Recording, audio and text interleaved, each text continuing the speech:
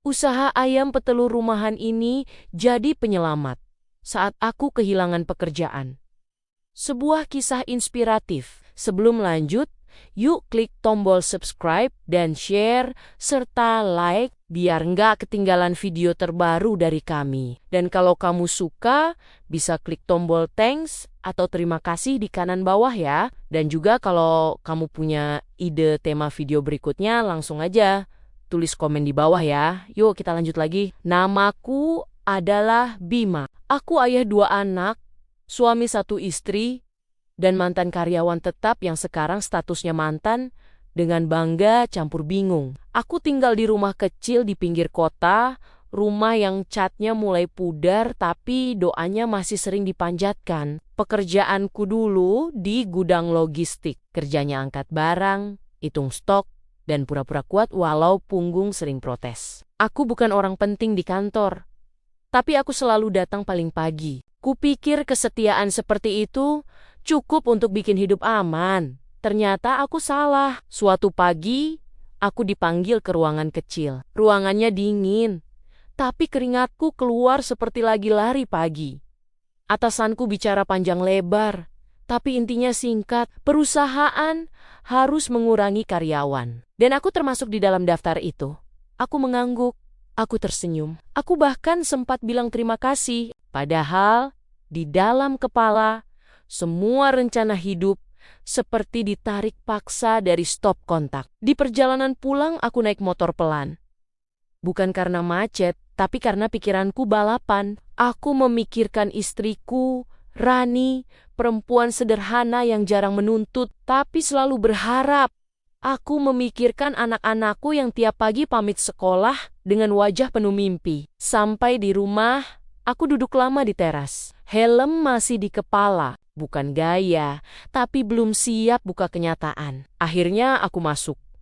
Rani menyambutku seperti biasa. Senyum hangat, teh manis, dan pertanyaan ringan tentang hariku. Aku menarik napas panjang lalu bilang pelan, "Aku sudah tidak kerja." Rani terdiam. Aku menunggu. Jujur saja, aku lebih takut sama diamnya daripada marahnya. Beberapa detik kemudian, Rani bilang satu kalimat, "Yang penting kita sehat dan bareng, yang lain bisa dicari." Aku hampir nangis, tapi gengsi. Aku cuma mengangguk sambil pura-pura kuat. Hari-hari setelah itu terasa aneh. Aku bangun pagi, tapi tidak punya tempat untuk dituju. Anak-anakku berangkat sekolah, aku melambaikan tangan sambil senyum palsu. Setelah mereka pergi, rumah terasa terlalu sepi. Aku mulai menghindari kaca, takut lihat wajah sendiri yang kelihatan seperti orang kalah. Aku juga mulai menghindari tetangga, takut ditanya kerja di mana sekarang. Sebulan berlalu. Tabungan makin tipis, dompet lebih sering kosong daripada penuh. Aku mulai menghitung pengeluaran dengan tingkat ketelitian yang dulu cuma dipakai akuntan. Aku tahu harga beras per liter. Aku tahu telur naik atau turun 1.000 itu rasanya seperti naik roller coaster. Aku bahkan tahu mana warung yang utangnya bisa dibayar akhir bulan. Suatu sore, aku duduk di belakang rumah. Lahannya kecil. Biasanya cuma dipakai jemur baju dan kadang jemur pikiran. Aku menatap tanah kosong itu sambil melamun. Aku bercanda sendiri. Kalau tanah ini bisa bicara, mungkin dia juga capek lihat aku mondar-mandir tanpa arah. Entah kenapa, aku teringat obrolan lama dengan teman tentang ternak ayam petelur. Katanya tidak perlu lahan luas. Katanya hasilnya rutin. Katanya cocok buat orang keras kepala yang tidak mau menyerah. Aku tertawa kecil. Ayam petelur. Aku yang dulu kerja pakai sepatu safety, sekarang mikir pelihara ayam. Hidup memang suka bercanda. Malam itu, aku ceritakan semuanya ke Rani. Tentang ide ternak ayam petelur. Tentang lahan kecil di belakang rumah. Tentang harapanku untuk mulai lagi dari nol. Rani mendengarkan dengan serius, tidak memotong, tidak mengejek. Dia cuma bertanya satu hal, "Kamu mau usaha atau mau coba-coba?" Pertanyaan itu nusuk, tapi jujur, aku jawab pelan. "Aku mau usaha. Aku mau bertanggung jawab. Kami sepakat pakai sisa tabungan, tidak banyak, cukup buat beli beberapa ekor ayam, pakan, dan bikin kandang sederhana. Hari pertama kandang jadi, aku berdiri lama melihatnya. Kandangnya tidak bagus, kayunya bekas, atapnya sedikit miring, tapi buatku itu istana harapan. Hari-hari pertama ternak ayam rasanya campur aduk. Setiap pagi aku bangun lebih pagi dari ayam, takut telat kasih makan, takut salah takaran, takut ayamnya stres, lihat aku terlalu sering datang. Aku belajar dari mana saja. Dari video, dari artikel, dari tetangga yang so ahli tapi niatnya baik. Kadang ayam tidak mau makan, kadang ayam kelihatan lemas, kadang aku yang lebih lemas dari ayam. Anak-anakku ikut terlibat. Mereka kasih nama ayam. Satu dinamai Jago, padahal betina. Satu lagi dinamai Putih, padahal coklat. Rumah kami jadi ramai lagi. Beberapa minggu berlalu tanpa hasil. Aku mulai gelisah. Tabungan hampir habis. Telur belum juga keluar. Aku sempat berpikir aku salah langkah.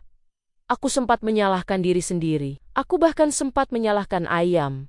Meski tidak berani bilang langsung, suatu pagi, saat aku hampir putus asa, aku masuk kandang seperti biasa. Dan di sanalah aku melihatnya. Satu butir telur. Aku terjiung. Aku menatap telur itu lama. Telur kecil, tidak mengkilap, tidak istimewa bagi orang lain. Tapi buatku, itu seperti pesan.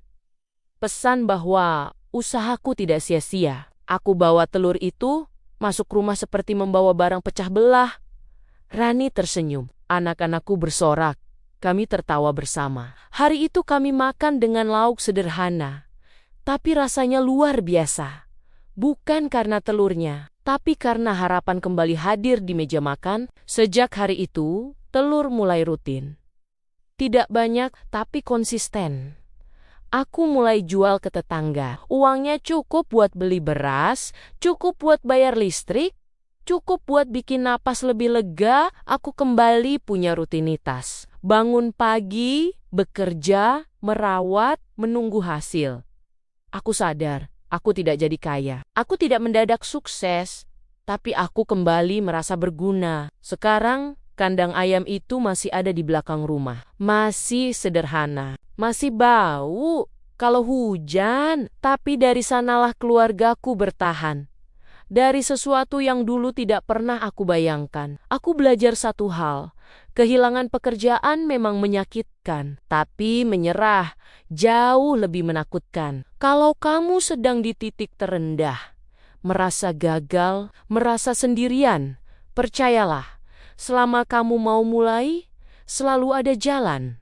Kadang jalannya tidak mulus, kadang jalannya berisik, kadang jalannya bau kandang. Tapi selama kamu berjalan, hidup akan menemukan caranya sendiri untuk menolongmu. Terima kasih sudah menonton. Demikian cerita kita kali ini. Sampai ketemu di cerita berikutnya. Salam semangat.